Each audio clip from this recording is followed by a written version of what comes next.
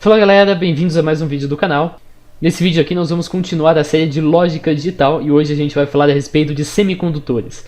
Essa parte é mais assim para você ter uma noção do contexto das coisas que a gente vai abordar depois. Então, essa parte pode ficar tão complicada quanto a gente queira que fique, mas eu não quero tornar a coisa muito complicada porque nem é tão importante no nível que a gente está estudando aqui. Se a gente fosse trabalhar com um curso mais avançado, aí sim seria necessário abordar isso aqui com muito mais rigor formal. Nesse caso não, a gente vai apenas apresentar o que é um semicondutor de forma qualitativa, porque o semicondutor é um componente fundamental das portas lógicas, que já vai ser o tema da próxima aula. Então vamos lá, semicondutores são sólidos normalmente cristalinos, cuja condutividade elétrica é sensível às condições ambientais. Como assim?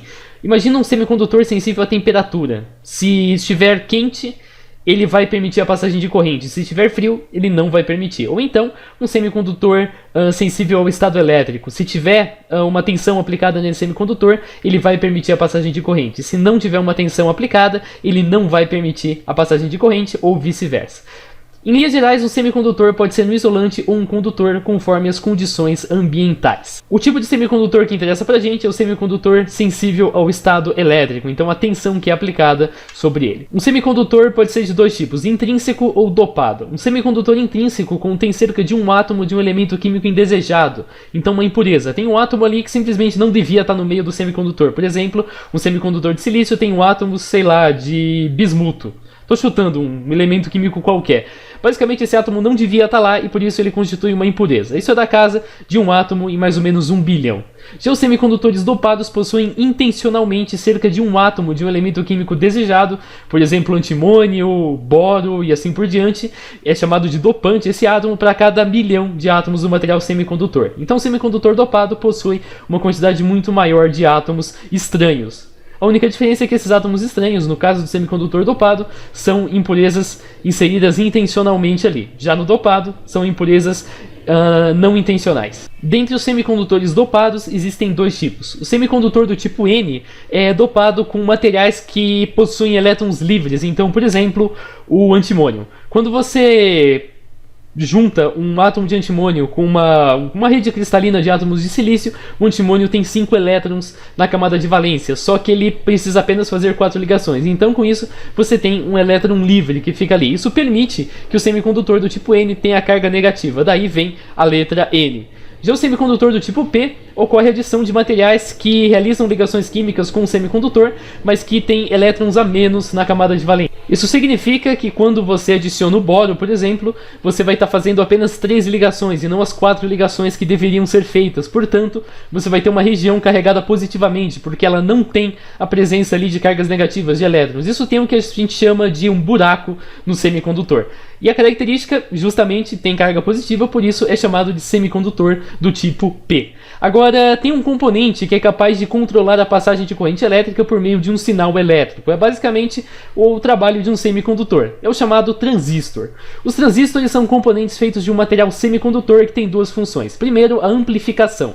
Isso não é muito importante no nosso contexto, mas ele basicamente é capaz de amplificar sinais com base em sinais menores. E também tem a função de controle de corrente, que é fundamental para o que a gente vai trabalhar aqui. Controle de corrente é justamente isso, deixar passar ou não deixar passar a corrente. Isso é a função de uma chave. A gente já viu como uma chave funciona, você aperta ela, passa a corrente, levanta a chave, não passa a corrente. O transistor faz a mesma coisa, só que ao invés de você controlar a chave manualmente, você vai controlar a chave por meio de um sinal elétrico. Os transistores então podem ser entendidos como pequenas chaves, só que ao invés de você acionar por um sentido mecânico, por um impulso mecânico, você aciona por um sinal elétrico. Existem vários tipos de transistores, mas aqui a gente vai abordar um tipo muito particular, os transistores NPN BC337. Existem vários tipos de transistores NPN, lembra do N, do P? Tem muito a ver com isso aí, daqui um pouco a gente fala sobre. E esses tipos são praticamente equivalentes, tem algumas pequenas diferenças, mas para a gente aplicar na prática depois, tem que ser desse tipo aqui. Depois a gente pode até explicar por que exatamente é esse tipo. Esses transistores, isso vale para praticamente todos os outros, eles têm 3 terminais. Tem um terminal chamado, vou pegar a caneta aqui agora porque é melhor para explicar, um terminal chamado coletor, um terminal chamado base e um terminal chamado emissor. O transistor tem essa forma aqui, como se fosse uma meia-lua. Então você pode olhar a meia-lua por cima e aí você usa essa imagem como referencial. Então você verifica qual pino é o coletor, qual pino é o base e qual pino é o emissor. No próximo vídeo eu vou mostrar o transistor bem de perto para a gente entender melhor isso aí. Internamente, um transistor NPN é constituído por 3 regiões. 2 delas têm dopagem N, do jeito que está exibido aqui. E uma delas tem dopagem P, conforme esse esquema. Então, as partes com dopagem N são as partes relativas ao coletor e a parte relativa ao emissor. E a parte com dopagem a parte com dopagem B de banana é a parte correspondente à base, como dá para ver aqui. Normalmente os elétrons têm muita facilidade para fluir de uma região com dopagem N para uma região com dopagem P. Só que o processo contrário, fluir de uma região com dopagem P para uma região com dopagem N, requer uma forcinha, requer uma voltagem para que isso aconteça. Num semicondutor, os elétrons podem fluir com facilidade da região P para a região N se a tensão da base for maior que a tensão no emissor. Então, aqui nós temos uma base, temos um emissor e um coletor. Quando você fornece uma tensão maior aqui na base, você permite então que ocorra fluxo de elétrons nesse sentido aqui e também um pouco na direção da base. Nesse próximo slide aqui, está bem explicado. Então, o emissor tem a função de emitir elétrons para a base tem a função de puxar esses elétrons e com isso ela preenche a região P. Isso permite que ocorra a condução. E o coletor, por sua vez, coleta os elétrons emitidos pelo emissor e prossegue o circuito. A base, então, puxa os elétrons. Agora, vocês lembram, né, que o sentido da corrente é o sentido contrário do sentido convencional real. Ou seja, os elétrons fazem o percurso do emissor para o coletor. Só que quando você considera o sentido da corrente, que é o contrário, então a corrente vem do coletor para o emissor. Por isso que os transistores têm essa setinha aqui. Essa seta é o sentido convencionado da corrente e não o sentido real. A gente vai aqui agora usar uma simulação para entender na prática como isso funciona. Estou abrindo aqui o meu simulador. Então aqui nós temos um transistor. Nós temos aqui o emissor, o coletor e a base, conforme as letras estão indicadas. O coletor tem que obrigatoriamente estar ligado em uma região com carga positiva. No caso aqui a gente está usando uma fonte com 5 volts. E a base também a mesma coisa. Ela também tem que estar conectada a uma região com carga positiva. Aqui a gente está usando um switch, uma chave, para garantir que ocorra ou não diferença de potencial. Então aqui no final está ficando elas por elas, porque a gente tem um transistor que dispensa o uso de um impulso manual, mas a gente está usando o impulso manual.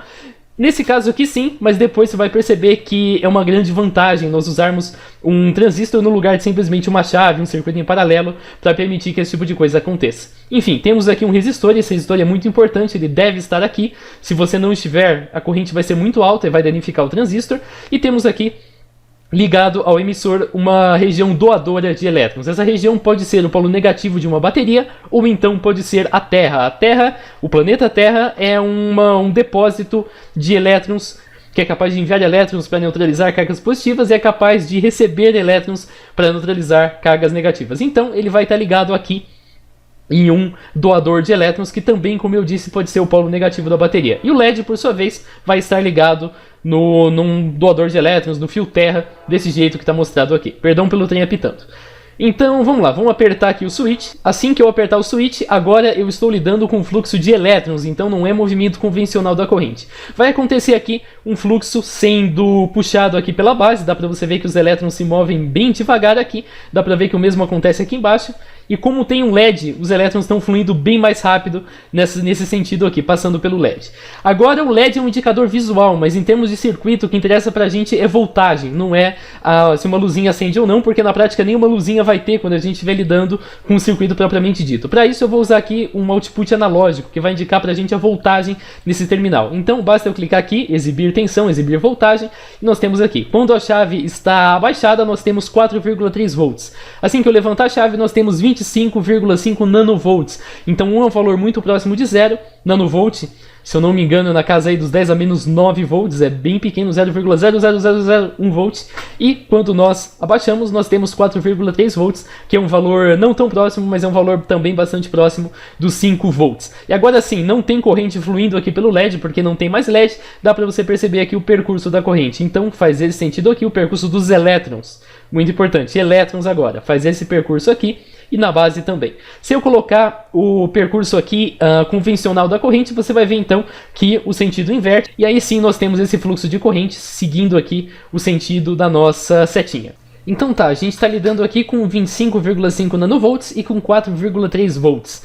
Mas você lembra que no começo aí do nosso curso a gente mencionou que eletrônica digital trabalhava justamente com dois sinais, 1 e 0, ou alta e baixa voltagem. Idealmente, supondo que a gente estivesse lidando com componentes perfeitos, a tensão da fonte de alimentação seria o equivalente à voltagem alta. Então onde apareceu 4,3 volts seriam 5 volts. E onde apareceu 25 nanovolts seriam 0 volts. Só que na vida real as coisas não funcionam exatamente assim. Nós temos aí vários fatores que interferem nesse tipo de coisa. Justamente por isso, e também algumas coisas pelo próprio funcionamento do transistor, nós definimos níveis lógicos. Então nós definimos um intervalo de voltagens em que o nível lógico é high, então que o nível lógico é alto, e definimos um intervalo de voltagens em que o nível lógico é low, então que o nível lógico é baixo. Nós temos 4 intervalos de voltagem, um intervalo alto e um intervalo baixo para sinais de entrada em um transistor, e um intervalo baixo e alto para sinais de saída de um transistor. No sinal de entrada você pode colocar qualquer coisa entre 0 e 0,8 volts, que você vai estar colocando um sinal 0 e portanto você vai estar simulando o processo de fechar a chave. Aqui eu tenho 5 volts fixo, mas eu poderia colocar meio volt, por exemplo, e não teria problema nenhum, você ainda assim teria um sinal low. Vou fazer um teste aqui, vamos colocar 0,5 volts e tá aí, um sinal muito baixo. Depois a gente vai ver que esse sinal inclusive faz sentido no quesito de sinais de saída. Poderia colocar qualquer valor até 0,8 volts, que esse sinal ainda seria low. E eu poderia colocar qualquer valor entre 2 volts e 5 volts, que esse sinal seria considerado um sinal alto e teria a função de simular o fechamento da chave. Já os sinais de saída, qualquer valor entre 0 volts e meio volt é um sinal baixo, então tem que ser interpretado como sendo um sinal baixo. E qualquer valor entre 2,7 volts e 5 volts é um sinal alto e deve ser interpretado como tal. Então aqui a gente viu como funciona um transistor, a gente entendeu um circuito bem básico no transistor, que na prática não faz nada porque ele recebe X e devolve X. Deixa eu voltar aqui para 5 volts. E se for 1 a entrada, ele devolve 1 na saída. Se for 0 na entrada, ele devolve 0 na saída. Então praticamente ele não está servindo para nada. Mas depois, na próxima aula, a gente vai ver circuitos com transistor que tem uma utilidade muito importante na parte de lógica digital.